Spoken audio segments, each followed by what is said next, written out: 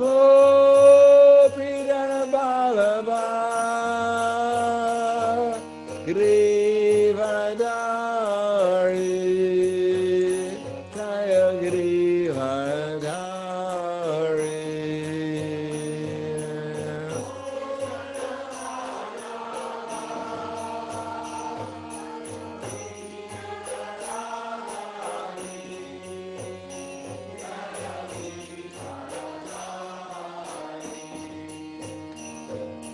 Gopidana Balaba Grivadari Jaya Grivadari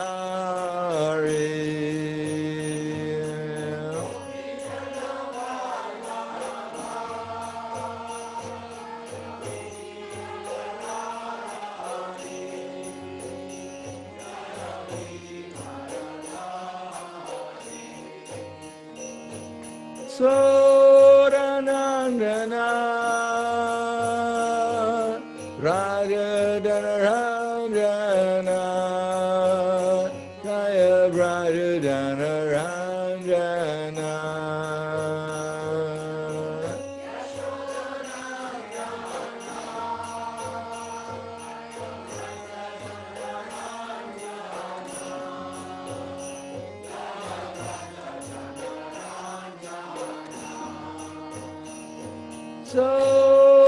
Soranandana Radhadana Ranjana Jaya Radhadana Ranjana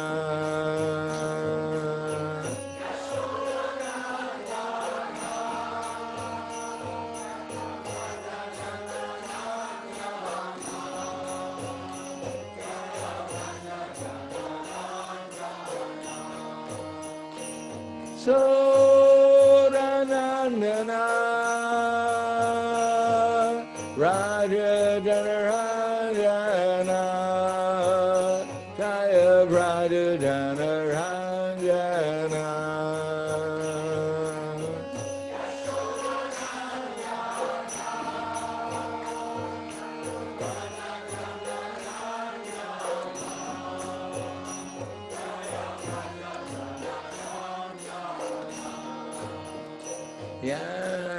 Yamunadira Varachari Jaya Kunja Vihari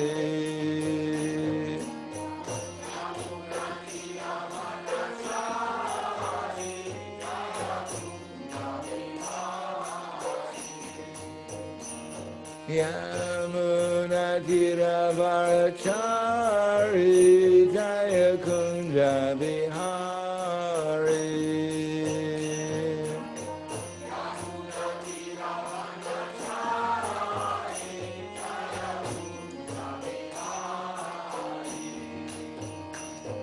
Radha Madhava Jaya Kunja Vihari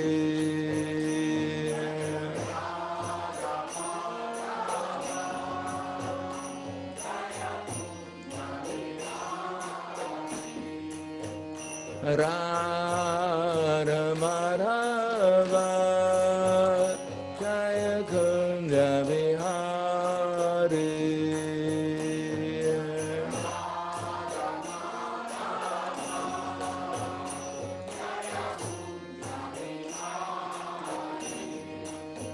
Jaya Radha Madhava Jaya Kunja Vihari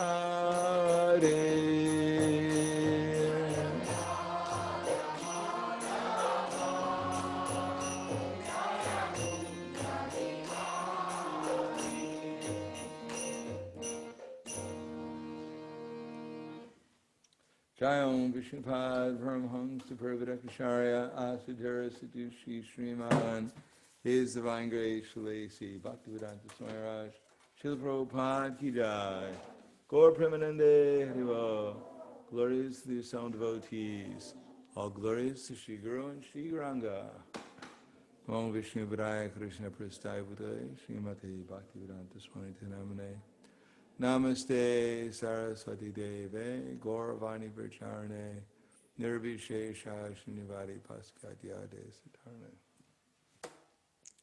Om Agyana Tivanandasya Gananjana Salakaya Chaksurundalitam Yena Tasmai Shri Guruve Namaha Shri Chaitanya Manobishtam Stapitam Yena Bhutale Swayam Rupa Kadamaya Tadati Swapadantikam Vandeham Shiguro Shiyuta Parakamalam Shigurum Vaishnavam Scha Shirupam Sagrajatam Sahagana Raganatam Vitam Tam Sajivam Sadvaitam Sabadutam Purajana Saitam Krishna Chaitanya Devam Shri Radha Krishna Padan Sahagana Lalita Shiva Sakans Vitams Cha Hey Krishna Karna Sindho Dinabando Jagatpate Gopesha Gopika Kanta Radha Kanta Namostute Tapta Kanchana Gorangi Radhe Vrindavaneshwari Prashubhana Siddha Devi Pranamami Hari Priye Vanchakapa Trivyascha Kripa Sindhubhyevacha Patitanam Vavanebhyo Vaishnavebhyo Namo Namaha Shri Krishna Chaitanya Pranitananda Shadvaita Gadadhar Shivasadi Gaura Bhaktivinoda Hare Krishna Krishna Krishna Hare Hare Hare Rama Rama Rama Hare Hare Om Namo Bhagavate Vasudevaya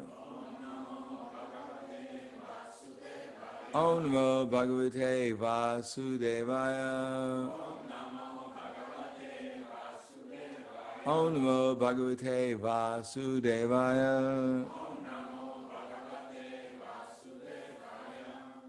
Srimad Bhagavatam Canto 3 Chapter 25, the Glories of Devotional Service, Text 5. Maitreya Vacha Pitarari Pratishtite Ranyam Matu Priyatikir Shaya Tasman Bindu Sare Vatsid Bhagavan Kapila Kila Maitreya Vacha Pitari Prastite Ranyam Matu Priya Chikir Shaya Tasmin Bindu Sare Vatsid Bhagavan Kapila Kila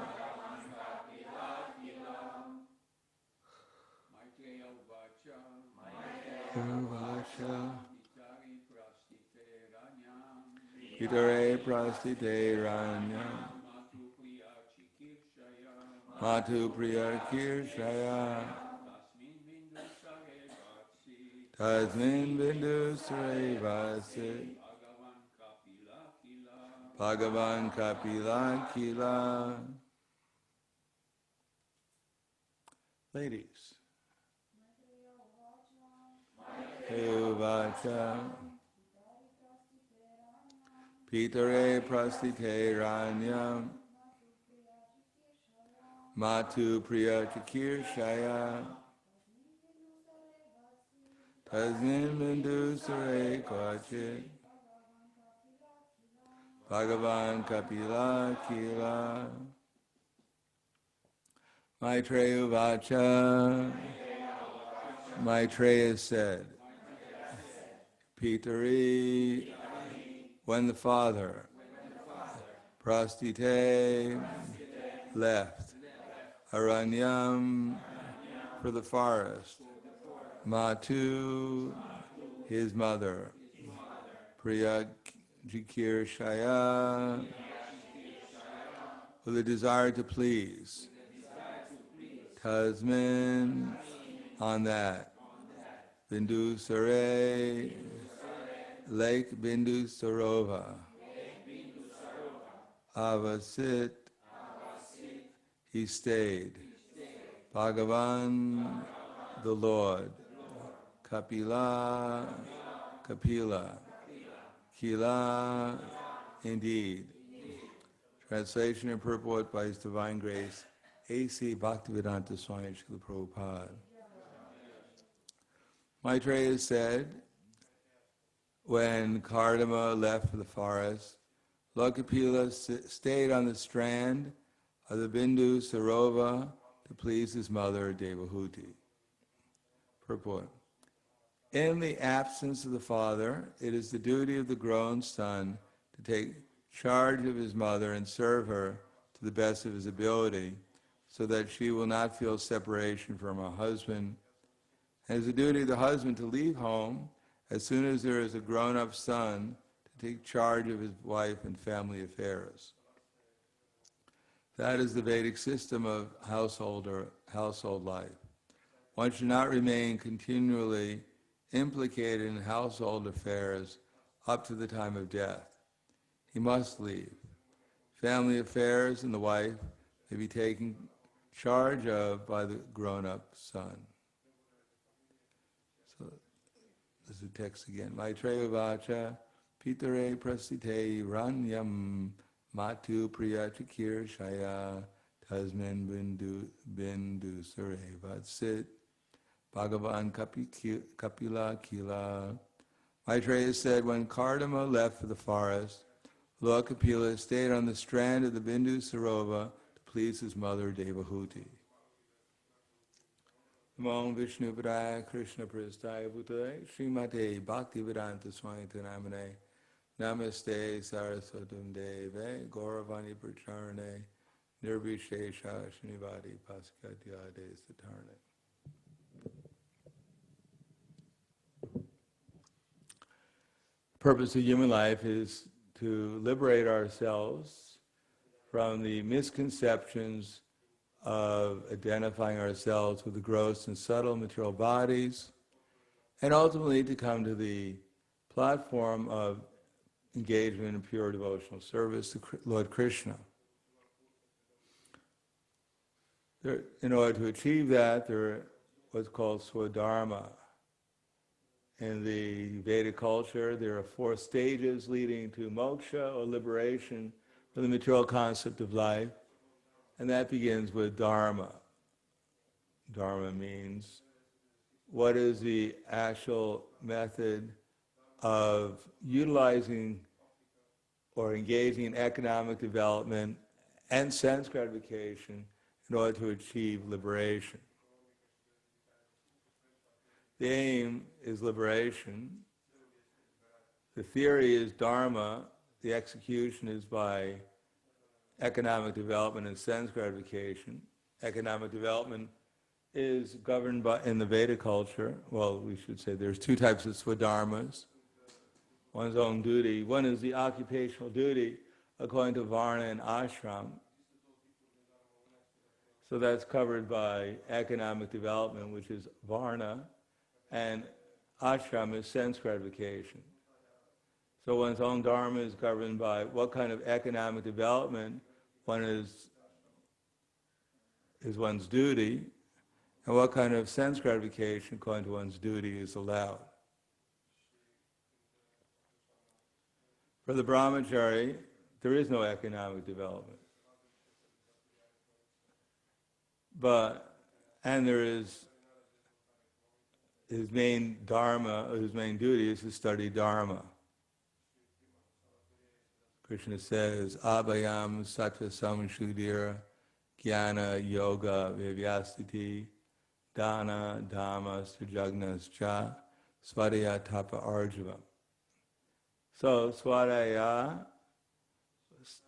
dhyana means study, study oneself. It's a little bit more, it's real study. Dhyana means to concentrate the mind and on oneself, on one's real identity. Brahmachari life is meant to work in such a way as to work and study in such a way as to realize oneself, that one is a spiritual being. Therefore, Brahmachari life is principally concerned with executing Dharma, and there is no economic development, and sense gratification is restricted.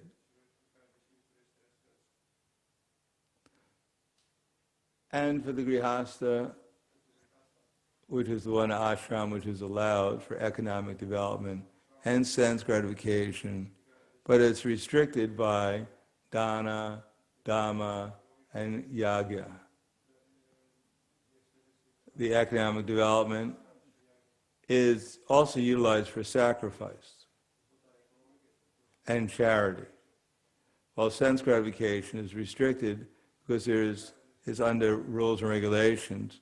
In other words, one has to engage in sense gratification according to the rules of dharma or household life, and therefore there is dhamma, or sense and mind control. And for the vanaprastha, then there is restriction again of economic development. There is no economic development for the vanaprastha, but there is very strict regulations for sense gratification. It's tapasya. Minimize. Ideally, the vanaprastha, or at least in the Vedic culture, the vanaprastha, they go into the forest where there's no question of economic development, and sense gratification is not very elaborate in the forest. There's not a whole lot of variety of clothes. One would read the only clothes and style in the forest is tree bark. Not many fashion shows in the forest. And sense gratification is limited to roots and fruits. But it's not like there's a lot of cultivation of elaborate, exotic fruits in the forest. And fruits aren't, well, depending what forest you're in, but they're not necessarily all the fruits are in season all the time.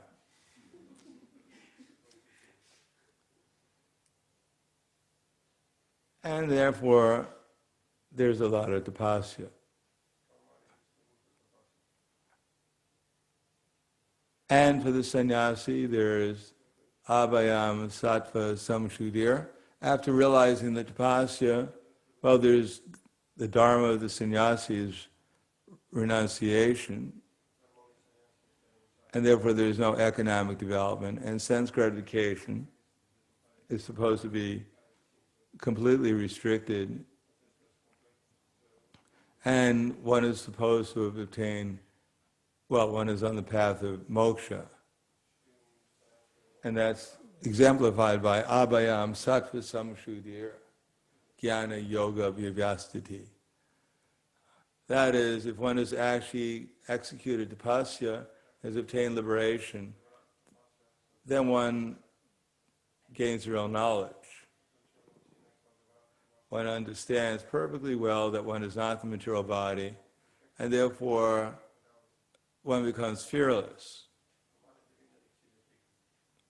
And one has established in sattva samshuddhir, Brahman realization, and therefore there's no desire at all for economic development or sense gratification.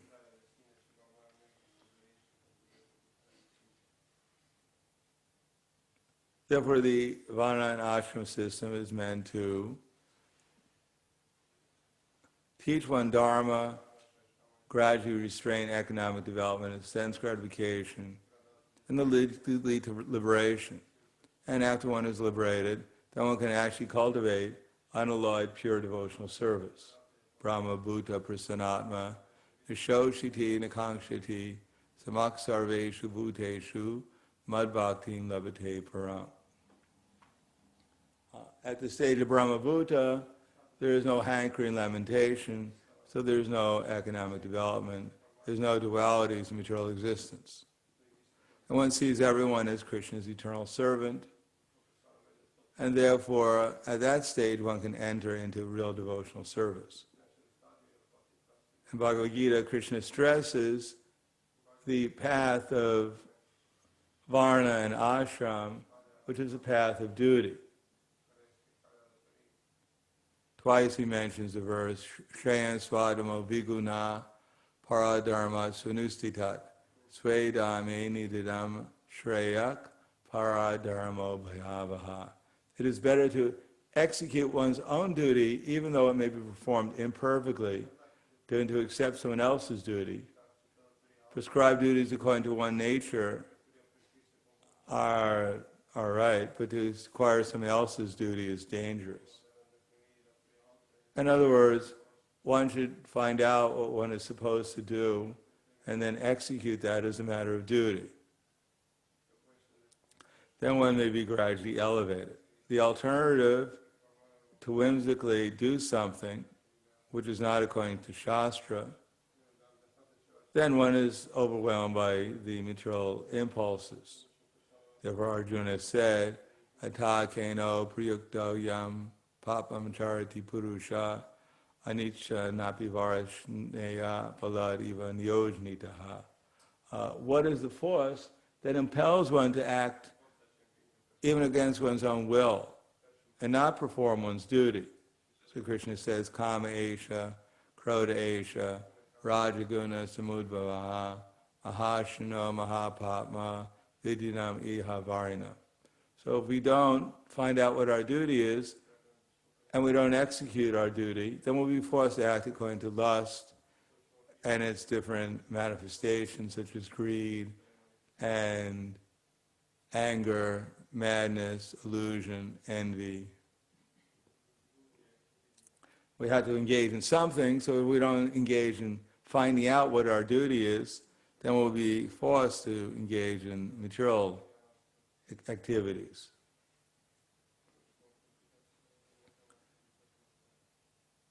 In the Varnashram system, it's quite clear what one is supposed to do. All the duties are there for, especially for the householders, well, for everyone in the Varnashram system. Brahmachari Guru Kule Vasandanta Guru Arhitam Achavan Vasanam Nicho Surida Sarida. That from the very beginning of the brahmachari lives in the ashram, and his main duty is hearing, studying, but at the same time he practices sense and mind control. Brahmachari Guru Kule Vasandanta Guru Arhitam, and he becomes the well-wisher of his guru. Achavan Vasavan Nicho.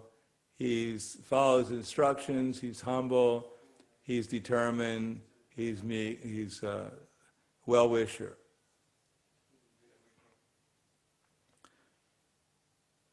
Simple life. There's no question of acquiring a whole lot of assets in the brahmachari ashram, living in a forest, just hearing Srimad Bhagavatam or whatever Vedic literature they're studying, and going out and collecting wood, like Krishna and Sudama.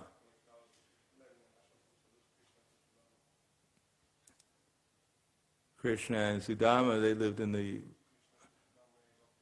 ashram of Sandipani Muni. They didn't have a whole lot of possessions, nor was their occupation very elaborate. Although Krishna's God, he didn't have an iPhone or a computer.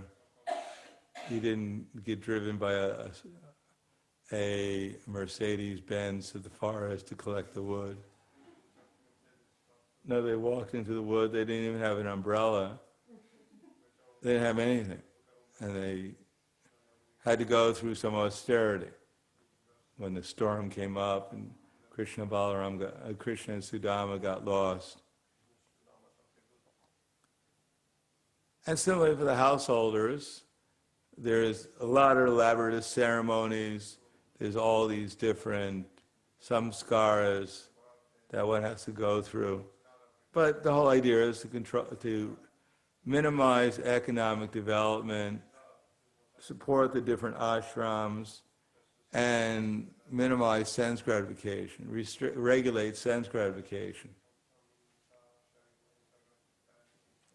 So by doing that and regulating sense gratification, acting piously, then one can learn tolerance. And gradually restricting these things. Intolerance is learned gradually. Tolerance is perfected in the Vanaprastha ashram, and then in the sannyasa ashram one can come to the platform of liberation. And from there cultivate mad bhaktim labhate param, pure devotional service to Krishna. Of course, in this age we can't do any of those things, practically speaking. We can't even learn the verse. What to speak of doing the verse. Therefore, we're executing devotional service and trying to follow to the best of our ability some restrictions for economic development and sense gratification according to our varna, because nowadays we don't have varnas, but we have some vague understanding of ashram. Generally means that brahmacharis are supposed to not intimately associate with the ladies not supposed to intimately associate with the brahmacharis or sannyasis, or if there are any vanaprasthas. And the householders are supposed to restrict that also. In other words, the devotees are not supposed to be engaged in romantic affairs.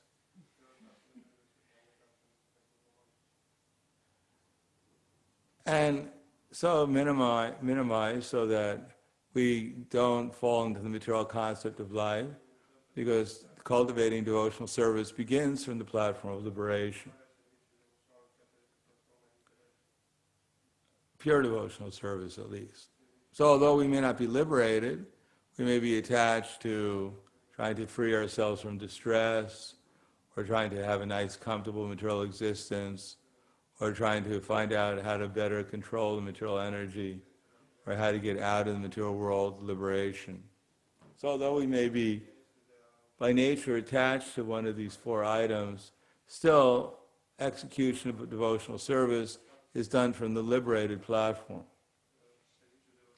So that gradually we can elevate ourselves from distress, attachment to material enjoyment, trying to figure out how the material world works, and try to get liberation. So we try to love Krishna, serve Krishna in the temple. We have a morning program or evening program, and then we're supposed to preach, utilize our energies for the preaching mission.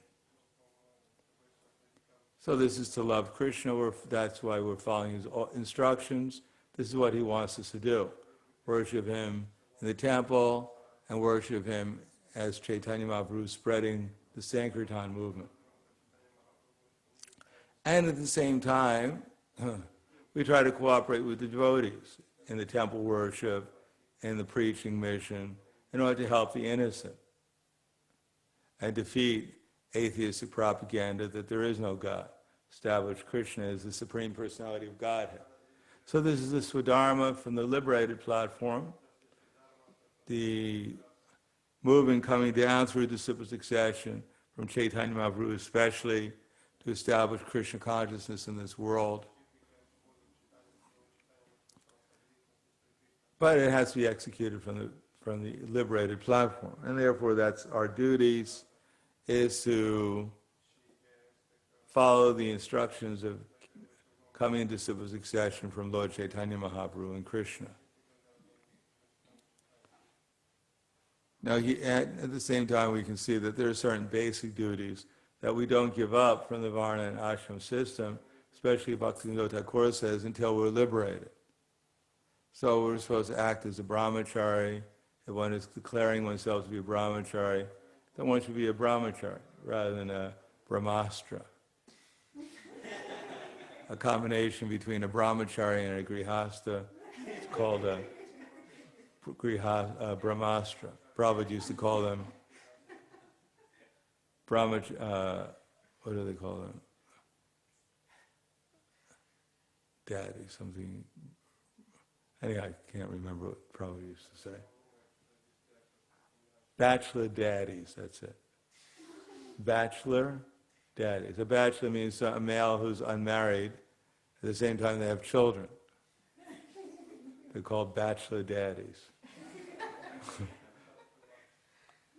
I'm never going to get married. I'm a bachelor, but I still have to pay for my 13 children.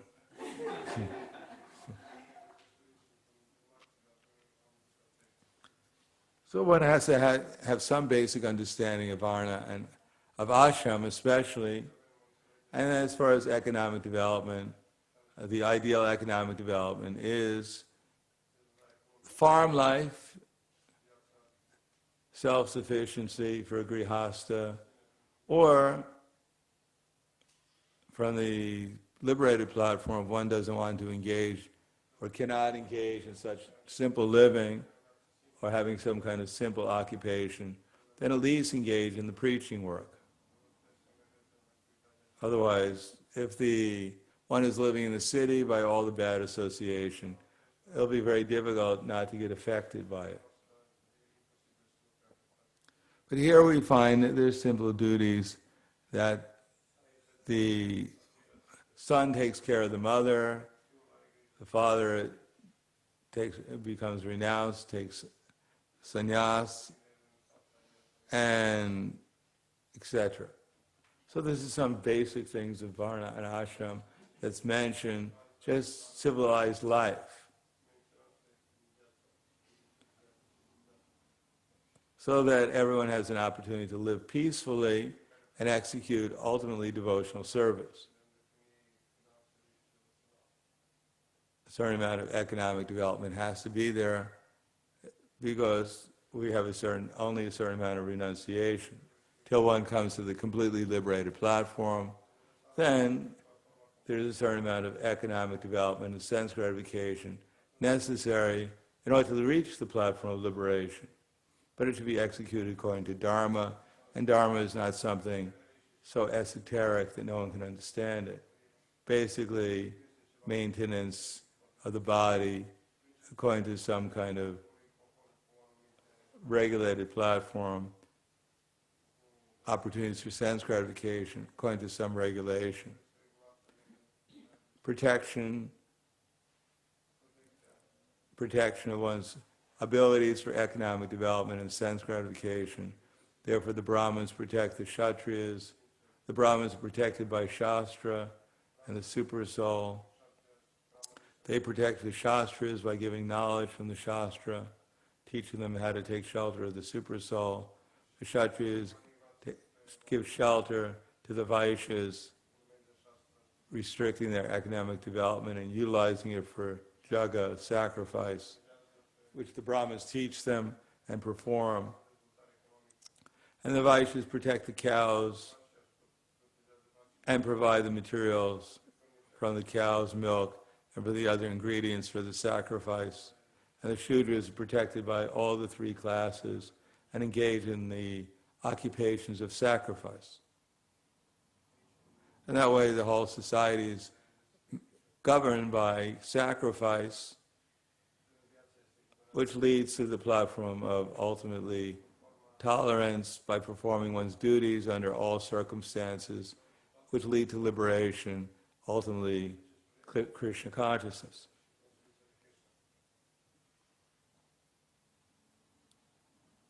So we have an opportunity to execute devotional service in the temple and engage in some kind of preaching work in the Hare Krishna movement.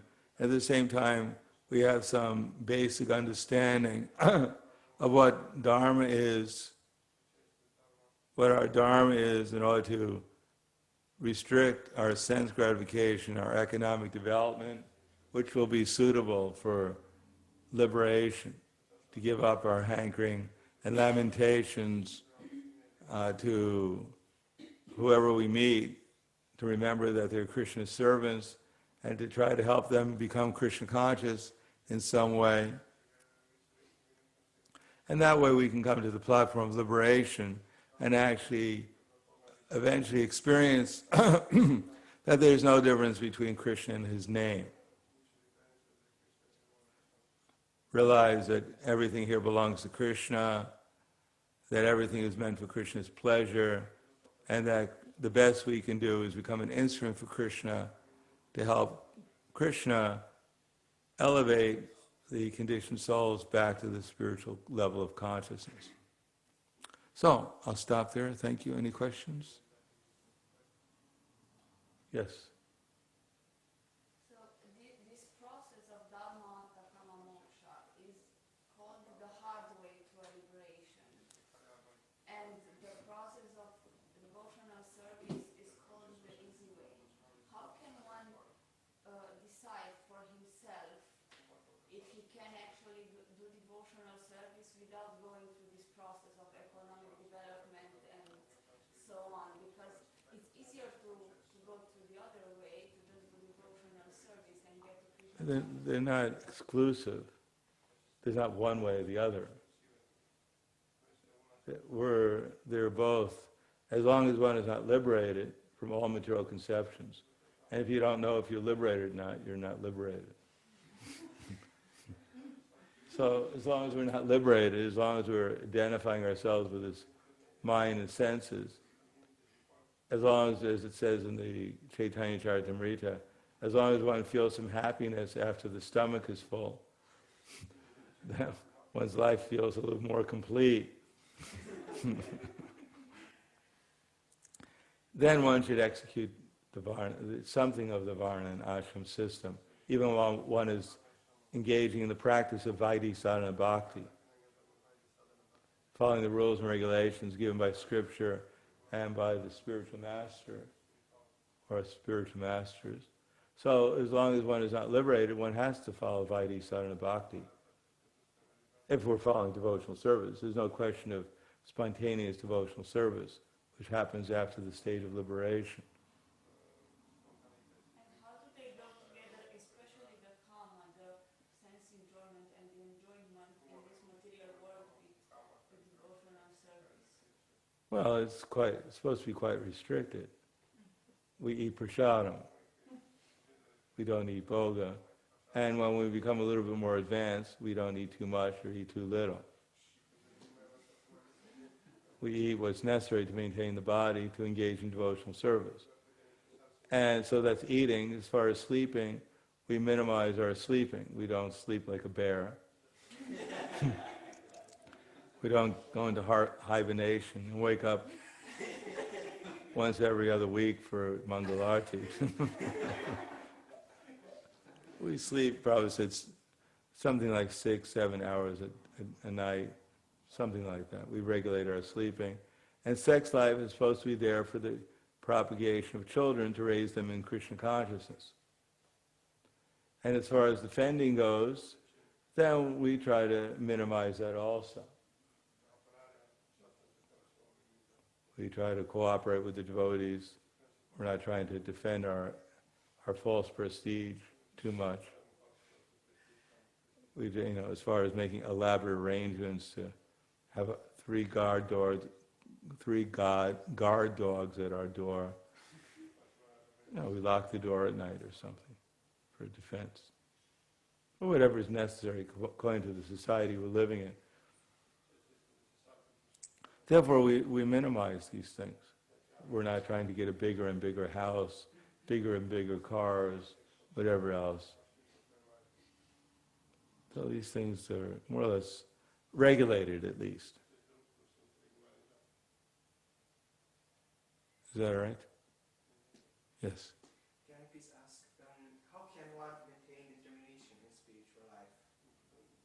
Well, determination is taken away by, we have determination either to engage ourselves in sense gratification, in economic development, or Krishna consciousness.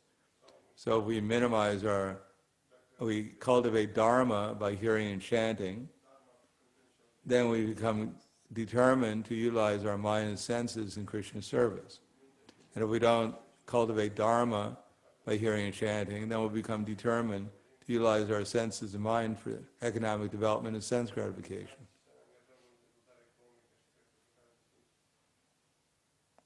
Therefore, we have to execute the process of devotional service simultaneously, trying to give up the desire, trying to become detached from the desires for sense gratification, economic development. We're trying to enjoy the fruits of our activities.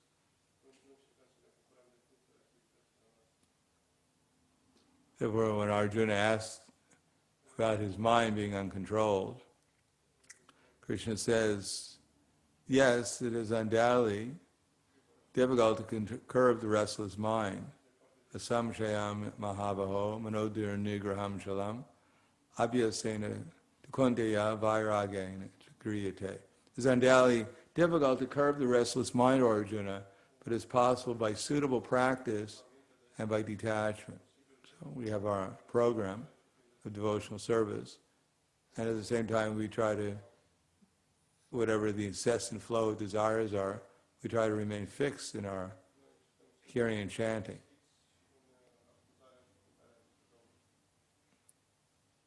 Yes? I wanted to ask, is the woman supposed to cultivate detachment? Because first she's attached to the husband, then she's attached to the son, and... Well, that's cultivating detachment from everything else. Okay, but she's supposed to have attachment to something, to her husband or son only? In Krishna consciousness. Which means we don't think that this is my son, we think that this is Krishna's servant. But why doesn't the husband do the same then? They're supposed to do the same too. They're not supposed to think this is my wife, they're supposed to think this is Krishna's servant. But still it's my wife, and it's my children, etc. But they're actually all Krishna's servants. So we have two sides. One is how we act according to our normal duties, and the other is our vision, how we actually see things. But why does he have to leave the family then? Because we're not, if we're liberated, then we show an example. And if we're not liberated, then it's helpful us to further cultivate. It's not that I enter into family life and I see my wife as Krishna's servant, but I protect her and provide all the necessities, and then automatically I become perfect within a day. It's a process of cultivation of knowledge and detachment.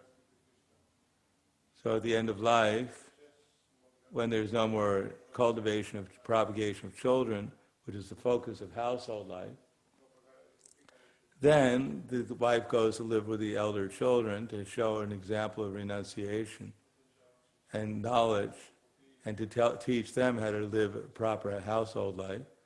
And then the husband goes out and teaches, preaches. Or, yes, teaches and preaches, so that others can understand what the goal of life is. That's assuming they've gone through the proper cultivation of knowledge and detachment, and therefore now they can actually manifest that knowledge and detachment. If when Shukadeva Goswami was left after being in the womb of his mother for 16 years, he was born, or he took birth, a 16-year-old Shukadeva Goswami, fully self-realized soul, walked out of the womb and was going by some naked damsels who were bathing, and they didn't cover themselves. But then his father, running after him, Vyasadeva, came by the same naked damsels, and they immediately covered themselves. So he said, both my son and myself are both self-realized souls. He doesn't see any distinction between male and female because he sees the soul and the super soul, but I also see the same way. So they said, well, your son is a Paramahamsa, but you're a householder. So you're supposed to at least externally see the difference between a man and a woman. Otherwise, how can you be a householder? So even if he's liberated, still he follows the example. And generally speaking, most householders are actually not liberated. Not most people to become householders, not simply out of, they have nothing else to do, so they become householders. No, but generally the brahmacharis, after cultivating knowledge and performing some austerity, then if they're liberated at that point, which is quite rare, then they become sannyasis. But practically all of them eventually they become householders. Yes? May I please ask, at some point in your lecture you said about samskaras in grihastha life. How important are these samskaras for the grihastha life? Should they be performed? Well, it depends what kind of culture we manifest. Right now we're just struggling to execute our devotional activities, what to speak of the rituals. Besides that, if we start cultivating all these rituals, we hardly have time to chant 16 rounds. So we'll give up our 16 rounds and just perform rituals, which would be a complete waste of time. But as things become simplified and the process of devotional service becomes more solidified, the preaching becomes more solidified, then there may be some opportunity to manifest varnashram dharma within society. And then these rituals, which are ultimately meant to purify and to refine our activities, to give us recognition of, for instance, there is the ritual for birth, jata karma, and understanding what the varna and ashram of the children are, so that they can probably be engaged, etc. So these are refinements meant for when there's actually a culture going on. Just like there's a ritual for death, so that serves to remind us we're all going to die. It's not like some unfortunate person died. We bury him and we forget about it, and then we go out and enjoy again. Because it won't happen to me, I'm a good person. No, so these help to remind us about we're all going through different stages of life, and that we should understand the final state of life. We have to leave the body, so we have to prepare ourselves through all these different stages of life for that. We're supposed to be getting that knowledge just by reading Srimad Bhagavatam and Bhagavad Gita, Chaitanya Charitamrita, but that's not always the case for us either. Therefore, the reminder once in a while is probably a good thing.